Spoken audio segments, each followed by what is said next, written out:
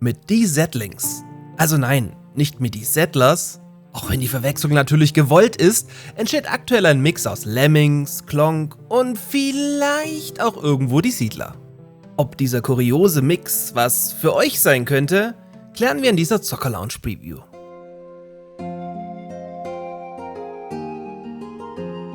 Die Settlings ist ein klassisches Ein-Mann-Projekt von Entwickler Ariano, der mit seinem Erstlingswerk vor allem durch eine durchaus kreative Namensgebung von sich reden macht und damit im Original die Settlers oder im Deutschen die Siedler beziehungsweise vor allem Ubisoft ordentlich ans Bein pinkelt.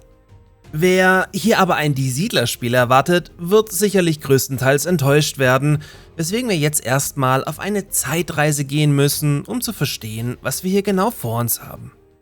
Denn dieses Spiel basiert vom Gameplay her am ehesten auf dem in 1991 erschienenen Lemmings, in dem ihr die namensgebenden und strunzdummen kleinen Geschöpfe mit grünen Haaren und blauem Anzug von Portal zu Portal eskortieren musstet und dabei durchaus den ein oder anderen Lemming opfern musstet.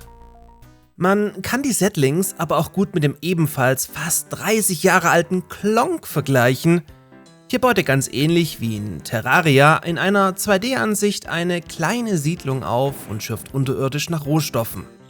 Der Unterschied hier war allerdings, dass ihr eure Figur oder eure Figuren komplett frei steuern konntet und so viel mehr Einfluss auf das Geschehen nehmen konntet. Wenn wir jetzt also Klonk mit Lemmings mixen und die Siedler einfach mal komplett außen vor lassen, sind wir ziemlich nah an dem, was die Settlings am Ende ist. Die Settlings möchte vor allem ein entspanntes Side-Scrolling-Aufbauspiel in hübscher Pixel-Art-Optik sein. Ebenfalls wie in Lemmings könnt ihr eure Siedler nicht direkt kontrollieren, aber immerhin mit einem Klick in der Richtung beeinflussen, also ob nach links oder rechts gegangen wird. Mit einer Axt ausgestattet, hackt so zum Beispiel ein Siedler einen Baum, wenn er zufällig am nächsten vorbeiläuft. Mit einer Spitzhacke wird an der nächsten möglichen Stelle gegraben und so weiter.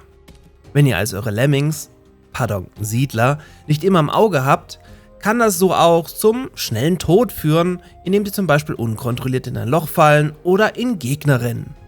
Habt ihr dieses Prinzip irgendwann gemeistert, war es das dann mit Lemmings und wir machen mit Klonk weiter, indem ihr mit den ersten gehackten Brettern und den ersten Steinen Gebäude errichtet und so eure Wirtschaft nach und nach verfeinert. Siedler-like, wenn man so will, baut man sich nun über Holzfäller, Förster und Wohnhäuser eine kleine Siedlung zusammen.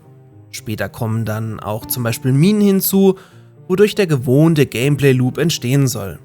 Später produziert ihr Waffen, hebt eine kleine Armee aus und beseitigt die Map von den herumstreunenden Monstern. Die Settlings soll zu Release auch eine Einzelspielerkampagne bieten, über prozedural generierte Maps verfügen und fortlaufend mit neuen Ressourcen und Gebäuden erweitert werden. Ob dieser Mix am Ende was für euch ist, müsst ihr natürlich ganz individuell selbst entscheiden. Eine kostenlose Demo, die euch in die Grundlagen einführt, gibt es daher bei Steam schon jetzt. Wer sich an der Entwicklung beteiligen bzw. sein Feedback abgeben möchte, kann das über den Die Settlings Discord-Server tun. Einen finalen Release-Termin gibt es aber noch nicht. Habt ihr früher auch so viel Klonk gespielt wie ich? Oder habe ich euch gerade von Spielen erzählt, von denen ihr noch nie was gehört habt?